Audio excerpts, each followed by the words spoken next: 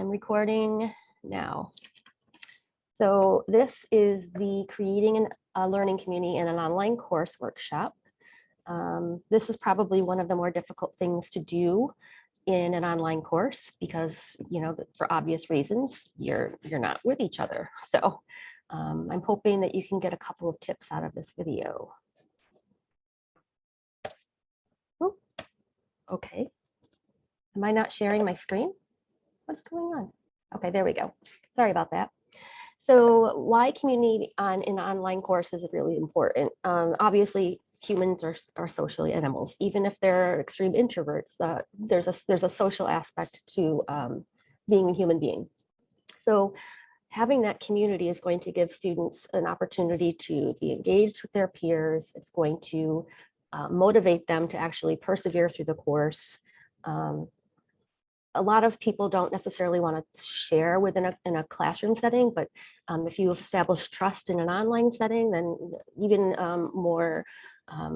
even your shyer students might feel a little bit more apt to share. And because the students are motivated to persevere, and because they're engaged, their learning increases, their retention increases, and their satisfaction increases. So this community in online courses is basically what takes a traditional online course, which was, evolved from a correspondence course, to that next level, to that more social level. So, and I'm sure you've seen a lot of this with, Flower Derby or online, but this is the Community of Inquiry model. It's by Garrison and Anderson and Archer.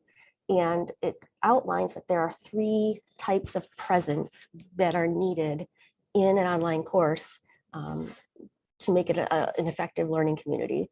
And actually, there's been research done lately that there might even be a 4th circle. So right now it's social presence, but in some of the new literature that I'm reading, it's social presence is actually cut into 2 places, which is social presence and emotional presence. So these are basically, for social presence, you've got your engagement with your participants. And this is not just the students, this is the instructor as well. So for social and teaching, the instructor will set the climate. For cognitive and teaching, the teacher will select the content. And then also support the discourse. So all of these out here are more the students, and these on the inside are how the instructor can support them. So this is just going to be 5 tips. There's a lot of other things that you can do to establish a community in an online course, but this is just going to go over a couple of different tips and where you might find some of that, some of the tools to help you with that in Canvas. So first and foremost, communication is very important. So because you're not face-to-face with somebody, you need to really have a plan as to your communication. So every semester, you may want to just kind of revisit what your plan was in the previous semester and go over how did that work? Did I overwhelm them? Did I not communicate enough? And you can always use your course evaluations for that as well. So first, create your plan. Part of that plan would be, you're going to outline how often you're going to post an announcement or send out individual messages within Canvas. You definitely want to outline your parameters for individual contact through the inbox because you don't want, inappropriate things to be sent there. And you don't want to be spammed either. So just making sure that you outline what it is that you expect when it comes to individual communication. And then the really cool part in Canvas is that you can vary the medium in which you're delivering your announcements. So some people may choose to do, a weekly announcement on Monday, where they're using the Kaltura Express Capture to post a video of themselves saying, welcome to Monday, here's a couple of things, it's going to be happening in the week.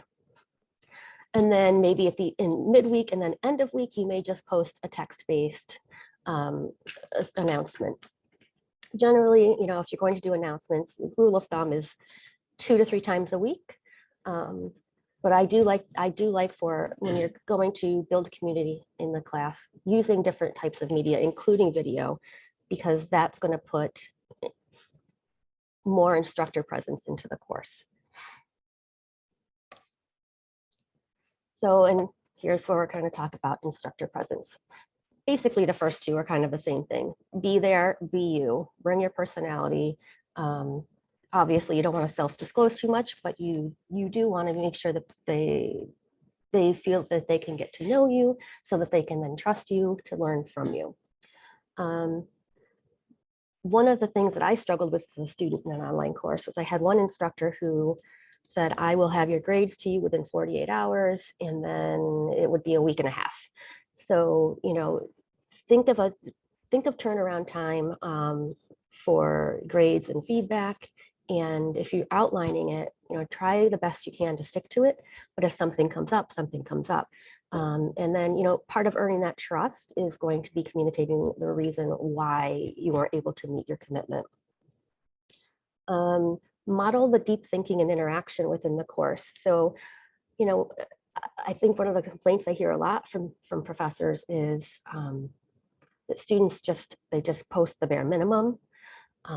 So I guess having some kind of exemplar post or a rubric, or even when you are in the discussion forums with them, you know, really make your discussion replies robust, and model the deep thinking, and even if you want, pose questions. And then for your syllabus, I think it's really important to outline what students can expect from you. And I'm not just talking about, you know, turnaround with grading or amount of work. I'm talking about, you know, if you've come to me with something sensitive, here's what you can expect from me. If you post something you shouldn't be posting, here's what you should expect from me. So that you're laying everything out at the beginning, so that if something does happen, you can go back and say, these were the expectations of how I was going to deal with it. So this is how I'm going to deal with it. So the next is about feedback. So because feedback goes in a loop, you want to be able to provide quality feedback and ask for quality feedback. So one of the things that I encourage people to do in their either their course overview or in their syllabus is to make sure that you've communicated your feedback schedule. And it could be, you know, you've made out your communication schedule, and here's my feedback schedule. Feedback should be individualized and it should be actionable. So if, you know, somebody turns in a paper, you want to make sure that you're not just saying, hey, good job, I like sentence number 1. You may want to pose more questions in that feedback, or maybe give them some guidance on how to think deeper about something that they've turned in. The other thing that is really neat in Canvas is in SpeedGrader, you can record feedback as a video, and it doesn't eat into your memory. So that's great. So you would go into SpeedGrader, you know, provide your annotations, and then in SpeedGrader, there's a little media button that you can press, and it will record you giving live feedback. And I think for an online course, that's very valuable, because it's, again, putting the instructor in the course. They're getting to know you, they're getting to trust you, they're starting to see your nonverbals, and becoming more trustworthy of you, more trusting of you. And then there was one professor I worked with at a previous institution who every module, you know, she got a lot of questions from students, whether they be, you know, through an inbox message or in a discussion forum. And what she did was she actually kept a tally of all of those. And then she picked like 5 or 6 at the end of that module, and she made a wrap-up video. So here are the 5 most frequently asked questions this week about our content. And she would go over that content and re-explain it. So really providing a scaffold to the students to say, okay, here's the wrap up. And it actually gave students a way to go back at finals time to kind of see, okay, here's what the wrap up was of this module. And then, I mean, obviously that's something you have to develop during the class, but it's really just going on to Express Capture and in Kaltura and just posting that in the module as, you know, wrap up module 1. So discussions. So discussions can be very useful, but they can also be very tedious for both students and instructors. So, a couple of hints that there are for making a discussion a little bit jazzier would be to, open-ended questions. Nothing that's going to be something that they can Google, something that is going to be something that really just requires them to think and process the information. This one I loved a lot, which would be for you to either invite a content expert or somebody who also works in the field that you teach, and have either a synchronous presentation, like a live talk with that person, and then follow up with students in a discussion forum, kind of to debrief that. Or you could just invite a content expert and have a one-to-one with them on your own, and post that video, and then students could then go and have that discussion about what that Q&A between you and the other expert was like. So I think that's a really good way to bring the outside in, and I think it's a good way to make what they're learning feel a little bit more relevant in real world. The other thing is setting aside time to go over your discussion posts. This is something that can easily get away from people, especially if they're teaching multiple courses or if they have lots of students. But having a time where you're going to go in each week, just again, having like your communication plan and like your instructor presence plan, have a discussion posting plan. When am I going to do this? And then outlining that to the students. So I'm going to be going in and replying to discussions on, Thursdays and Fridays before the end of the week, or it could be Wednesday and Thursday. And then the other thing is to encourage discussion between the students. So having students ask questions of other students. So, if student one posts something in response to the question that you've posed, then how can you get the other students to clarify or follow up with a deeper probing question of that reply?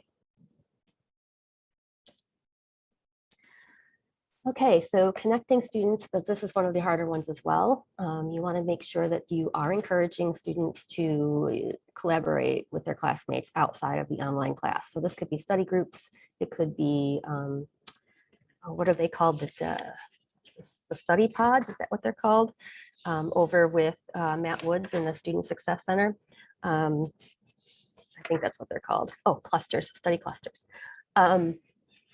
Having you you can actually set up groups within Canvas where each group has its own Zoom, has its own pages, has its own home page, and then students can kind of get in there and share information with each other about, clarifying some of the things that maybe they understood this week in your module that maybe somebody else may not have. Giving students an opportunity to collaborate is another good option. The jigsaw is a great example of that. And what a jigsaw is basically you give a group of students a reading or a video, and those students break down the content, and nobody else in the class has seen any of this. So it's, individually assigned to a specific group. And then those students that you've shared this with would come back to the whole class and share that as either a video or a PowerPoint, or they would have a Zoom discussion about that reading or video that you had shared with them.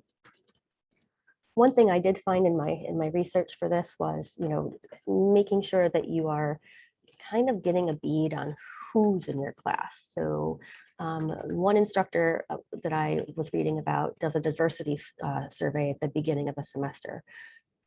What's your academic background? What's your major? Do you have a minor? What special interests do you have that coincide with your academic interests, and what special interests do you have outside of academics? And then what they would do after that was they would just post the percentages of the people in the class, and it kind of gave the students a way of seeing, okay, who am I learning with? Who is my population?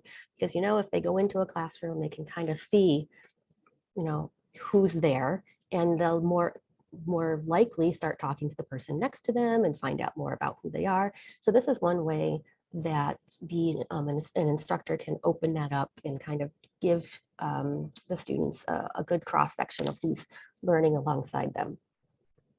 And then this kind of is more along the lines of the jigsaw, but not necessarily, giving students the opportunity to share expertise and information.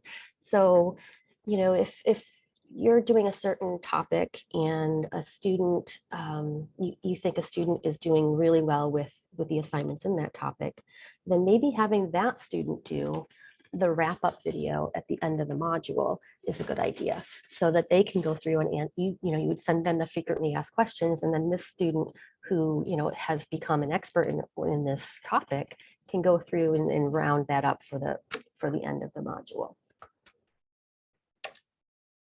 And you know where to find us.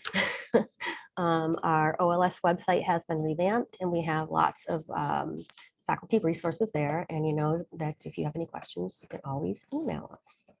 And now I'm going to stop the share or stop the recording. Maybe. And if you have any questions,